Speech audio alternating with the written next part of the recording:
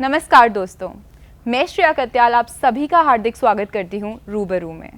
आज है हमारा तीसरा दिन 5th ग्लोबल लिटरेरी फेस्टिवल का और मैं बातचीत करने जा रही हूँ एक बहुत ही amazing and famous well experienced Hindi poet mister Vivek Gautam ji से। तो चलिए चलते हैं और जानते हैं कि उनकी ये जो जर्नी है अब तक कैसी रही है और थोड़ी सी इंस्पिरेशन नहीं बहुत सारी इंस्पिरेशन लेते हैं। Hello sir, welcome to Marwah studios today. धन्यवाद श्रिया।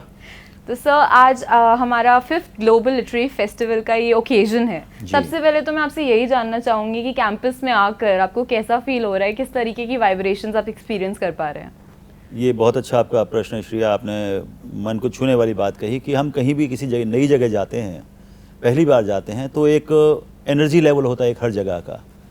तो जब मैं यहाँ आया पहली बार तो मुझे लगा निश्चित रूप से एक अलग वाइब्रेशन है, एक अलग एनर्जी है, एक पॉजिटिविटी है, सकारात्मकता जिसे हम कहते हैं, सकारात्मकता हिंदी में, वो सकारात्मक ऊर्जा कहीं आसपास तैर रही थी और उसमें एक अलग एंथुजियाज्म, एक अलग उत्साह बच्चों में देखने को मिला। और यहाँ के जो वर्किंग फ्रेटर्निटी है, जो ये लोग काम यहाँ कर रहे हैं, they were also full of lots of enthusiasm and passion. काम करने का उनके अंदर दिखा मुझे। और सबसे बड़ी बात, जब मेरी मुलाकात हुई मिस्टर संदीप मारवाह से, तो उनका जो अंदाज़ था, जो ज़िंदगी के प्रति एक अलग ही रवैया, एक खिलंदड़ा अंदाज़ जिसे कहते हैं कि ज़िंदगी से खेलना। आमतौर पर लोगों से ज़िंदगी खेलती है, लेकिन जब मैं मारवाह जी से मिला तो मुझे लगा कि ज़िंदगी से वो खेल रहे हैं। और वो जो अंदाज़ है उनका हंसने का और बोलने का, तो मुझे लगा बच्चों में भी वो शायद नीचे तक ट्रांसफॉर्म हो रहा है, ट्रांसमिट हो रहा है। तो ये मुझे बड़ी अच्छी बात लगी यहाँ पर आकर कि एक पॉजिटिविटी है और एक क्रिएटिविटी है, उसमें बच्चे नए नए एक्सपेरिमेंट्स कर रहे हैं, लाइफ को नज़दीक से देख रहे हैं, and they are being given opportunity to जज and think about the world. That's beautiful because we know that energies they are contagious। और वो कहते हैं ना कि खुद ही को कर बुलंद इतना कि हर तकदीर से पहले खुदा भी बंदे से ये पूछे कि बता तेरी रज़ा क्या है। तो वही चीज़ है कि या तो लाइफ आपको चलाती है या आप लाइफ को चला सकते हैं। I think the second option is better. Wonderful. Sir मैं जानना चाहूँगी अब कि आपकी अब तक की जर्नी कैसी रही है, मतलब किस तरीके की। और सबसे पहले तो हम यहीं से शुरुआत करते हैं कि आपने पोइट्री को कब चुना और क्यों चुना? पोइट्री को कब चुना, ये किसी भी लेखक के लिए बहुत महत्वपूर्ण प्रश्न होता है उसकी ज़िंदगी का। होता क्या है कि कई बार ज़िंदगी में संघर्ष होते हैं, हर एक की ज़िंदगी में है, लेकिन उसका स्तर अलग अलग होता है। और मैं जब 5वीं में था तो मेरे पिताजी रिटायर हो गए सर्विस से, और 4 बहनें थीं और पढ़ाई का भी जिम्मा था, बहनों का भी जिम्मेदारी थी। तो पढ़ते भी रहे, नौकरी भी करते रहे, आगे बढ़ते रहे। तो वो जो एक दौर था, उसने जो संघर्ष दिखाया कि दुनिया को नज़दीकी से देखने का अवसर दिया कि कैसे लोग आपको पेड़ के रूप में मिलते हैं लेकिन वो ठूंठ निकलते हैं। कैसे कैसे बड़े आश्वासन मिलेंगे आपको ज़िंदगी में, अलग अलग रंग देखने को मिलेंगे। जब आप अभावों में होते हैं ना, जब आप परेशानियों में होते हैं, तब कौन आदमी आपके सामने कैसा व्यवहार करता है। तो कहीं ना कहीं उससे मेरी ज़िंदगी में एक व्यंग उत्पन्न हुआ। तो मैं जो कविता भी जो मेरी है वो व्यंग्यात्मक है। और क्योंकि मैं एजुकेशनिस्ट भी हूँ, मैंने PhD किया है, तो एक डॉक्टर की उपाधि मिली है, तो वहाँ पर भी मैंने व्यंग साहित्य में PhD की और ये जाना कि what is the difference between satire and laughter.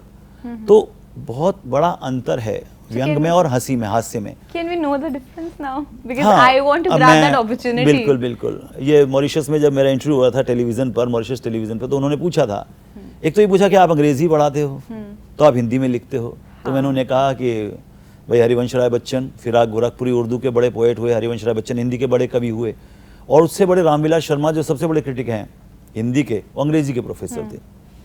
अब ये जो आप बात आपने कही कि व्यंग में और हास्य में क्या अंतर है, तो मेरा सीधा सीधा आप ये समझें कि व्यंग आपको सोचने पर विवश करता है, आपको जाकर आपके मन पे, आपकी आत्मा पर चोट करता है, और वो चोट होती है बनाने की, निर्माण की, क्रिएटिविटी की। जबकि हास्य क्या होता है, आया और हंसा और चला गया। It never makes any deep impression on your brain, on your mind और योर हार्ट, और it never goes for a positive change. That is for entertainment, you know. तो हास्य और व्यंग में यही अंतर है कि व्यंग जो है वो गंभीर है, वो देर तक काम करता है, उसका असर देर तक रहता है और ज़िंदगी को भी बदल देता है कई बारी।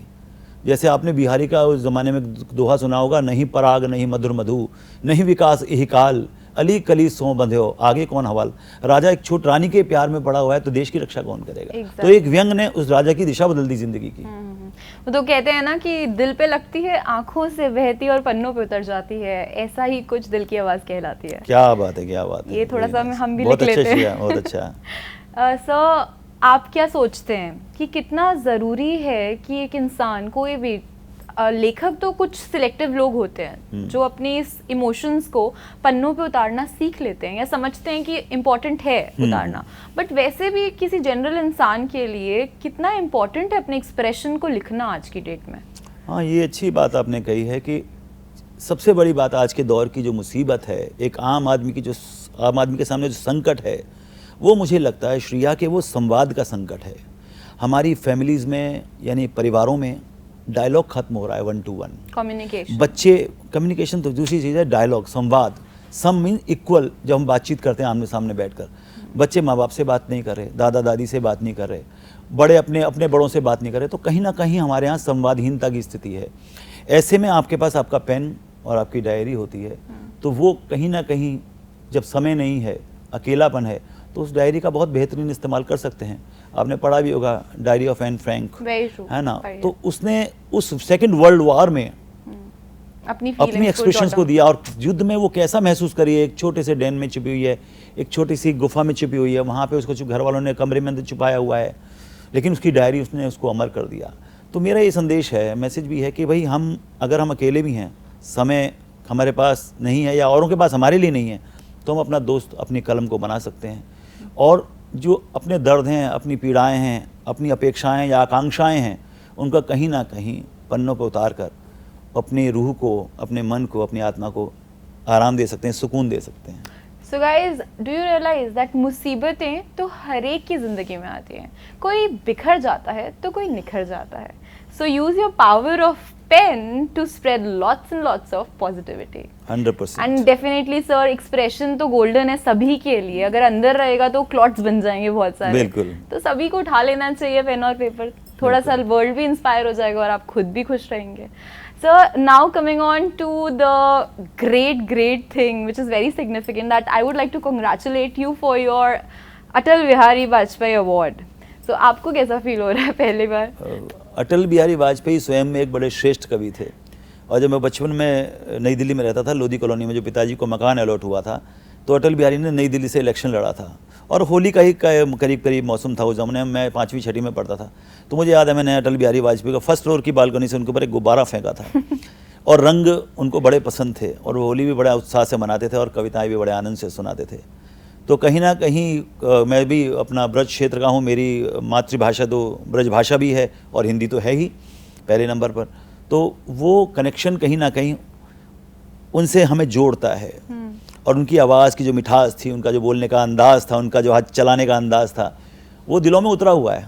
तो मैं सबसे अलग नहीं हूँ। मुझे लगता है कि चाहे हमारे प्रधानमंत्री हों आज के, या और पुराने लीडर्स हों, या इंदिरा जी हों या नेहरू जी हों, उस ज़माने से लेके आज के ज़माने तक, बूढ़े से लेके जवान तक उनके फैंस रहे हैं। Exactly. And I am also one of those fans.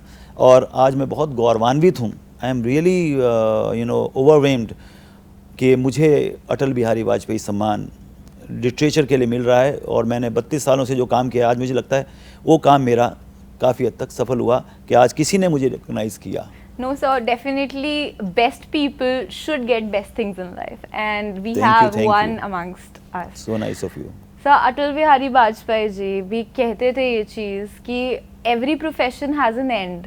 लोग भूल जाते हैं, but poetry makes you eternal, your writings make you eternal, and that's why we are remembering Atal Bihari ji today as well. 100%, very truly sad कि आपकी writings, आपके poetry, आपके words आपको जिंदा रखते हैं, आपको अमर करते हैं। हाँ बिल्कुल बिल्कुल। अब मैं चाहूँगी एक छोटा सा इंस्पिरेशनल मैसेज आज की यूथ के लिए, आज की कमिंग अप जनरेशन के लिए, because writing is becoming redundant. So I want you to inspire them कि प्लीज़ लिखते रहिए, आगे बढ़ते रहिए, बिकॉज जो लिखा जाता है, जो छप जाता है, वो इतिहास बन जाता है। मुझे 2 पंक्तियाँ अपनी याद आती इस मौके पर कि इतना तेज़ नहीं चलना तुम जितना चलते लोग यहाँ। ये बच्चों के लिए मेरा मैसेज है कि इतना तेज़ नहीं चलना तुम जितना चलते लोग यहाँ, इतना मुझे नहीं छलना तुम जितना छलते लोग यहाँ, आँखों में आंसू हैं लेकिन होठों पर मुस्काने हैं, जो धरती पर पाँव न रखते वो भी एक दिन जाने हैं। इतना गर्व नहीं करना तुम जितना करते लोग यहाँ, इतना तेज़ नहीं चलना तुम जितना चलते लोग यहाँ। आपको तेज़ तो चलना है, लेकिन ज़मीन पर आपके पाँव मजबूत रहें बच्चों। आपका चरित्र, आपका आचरण, आपका व्यवहार ऐसा होना चाहिए जो दूसरों को मोटिवेट करे। और एक सबसे महत्वपूर्ण चीज़ जो है ज़िंदगी की, वो है self discipline, self contentment, self satisfaction, और वो सेल्फ डिसिप्लिन से आता है। तो लाइफ में आप कहीं भी जाएं, आपका व्यक्तित्व ऐसा हो कि लोग उसको एक बार देखने के बाद भूलें ना। Exactly. तो वो कहीं बाहर से आपके ऊपर इम्पोज नहीं किया जा सकता। वो धीरे धीरे आप अपने अंदर ग्रो करें, ग्रोथ लाएं उसमें, उसको बढ़ावा दें, और एक दिन आप अच्छे और सच्चे इंसान बनेंगे। और जब डिसिप्लिन होगा, तो जब चीज़ें आपके सामने आएंगी तो आप क्रिटिकल थिंकिंग करेंगे। जब critical thinking is also very important about yourself and about the world, about the people. Don't believe on anyone rarely, straightforwardly कि भाई उसने कहा और मैंने मान लिया। तो ऐसे ही जब आप सोचेंगे, तो जब क्रिटिकल थिंकिंग में आएंगे, विश्लेषणात्मक आप चिंतन करेंगे, गहरी सोच बनाएंगे, जब सोच गहरी होगी तो पानी मीठा ही निकलेगा। जितना गहरा जाएंगे उतना मीठा पानी आप पाएंगे। Exactly. So depth is beautiful actually. Yeah. And believe on your instincts and your observations, because लोग तो कुछ भी बोलते हैं। बिल्कुल। तो जिंदगी खुद जीना बहुत ज़रूरी है।